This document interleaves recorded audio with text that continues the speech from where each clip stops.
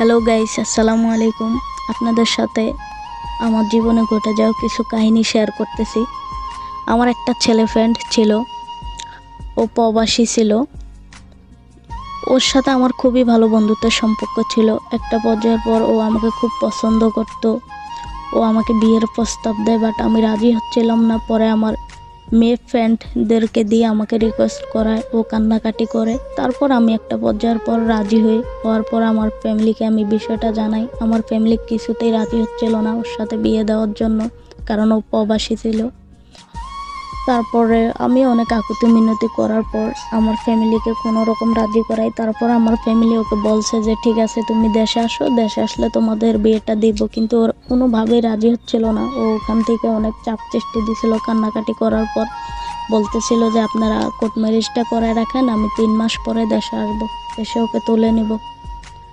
পরে ওর ওইখান থেকে ফ্যামিলির সবাই আসলো, আমার ফ্যামিলির লোকেরা মিলে কোর্ট ম্যারেজ করাইলো, কাবিনও করলো 5 লাখ টাকা। কোর্টে আমাদের বিয়েটা হয়। বিয়ের 1 মাস পর্যন্ত ভালোই ছিল আমাদের সম্পর্কটা। তারপরে আমি শুনতে পেলাম ও নাকি আগে একটা বিয়ে করছে, ওর 10 বছরের একটা বাচ্চাও ছিল। বাট আমি জানতাম না, ও কখনোই আমাকে বলে নাই। বন্ধু থাকতেও বলে নাই, বিয়ে হওয়ার পরেও বলে নাই।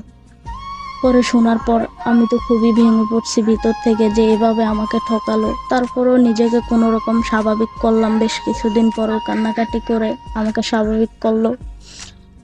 স্বাভাবিক হওয়ার পর তারপর আবার শুনলাম ও, দেখলাম অন্য জায়গায় অনলাইনের মাধ্যমে অন্য একটা মেয়ের সাথে রিলেশনে জড়াই গেছে, পুরা স্বামী স্ত্রীর সম্পর্কের মতো। তো এটা দেখার পর আমি আর নিজেকে কন্ট্রোল করতে পারি নাই। তারপর আমি সুইসাইড করতে যাওয়ার পর আমার খুবই ক্ষতি হয়ে যায়। তারপর আমি হসপিটালে ভর্তি ছিলাম বেশ কিছুদিন। ও জানার পরও ও বা ওর ফ্যামিলির কেউ আমার কোনো খোঁজ খবর নেয়।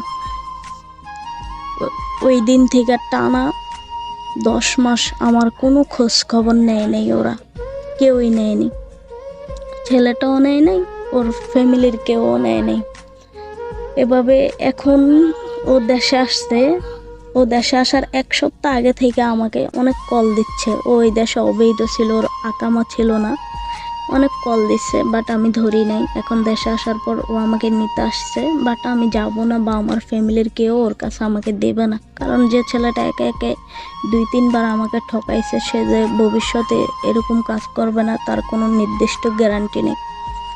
এজন্য এখন ওরা আমাকে নেওয়ার জন্য অনেক জোরাজোরি করছে, বাট আমি যাই নাই। আমি ওকে ডিভোর্স দিয়ে দিছি। যে কাবিনের 5 লাখ টাকা, ওটাও আমি ছাড় দিয়ে দিছি, ওটাও আমি নেই।